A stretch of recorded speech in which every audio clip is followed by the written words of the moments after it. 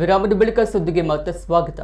ಉಡುಪಿ ಅಂಚೆ ವಿಭಾಗವು ಇದೇ ತಿಂಗಳು ನವೆಂಬರ್ 18 ಮತ್ತು 19ರಂದು ನೂತನ ರವೀಂದ್ರ ಮಂಟಪ ಎಂಜಿಎಂ ಕಾಲೇಜಿನ ಆವರಣದಲ್ಲಿ ಜಿಲ್ಲಾ ಮಟ್ಟದ ಅಂಚೆ ಚೀಟಿ ಪ್ರದರ್ಶನ ಕೃಷ್ಣ ಪೆಕ್ಸ್ 2023 ಆಯೋಜಿಸಿದೆ. ಉಡುಪಿ ಅಂಚೆ ವಿಭಾಗದ ಇತಿಹಾಸದಲ್ಲಿ ಇದೊಂದು ಅವಿಸ್ಮರಣೀಯ ಕಾರ್ಯಕ್ರಮ.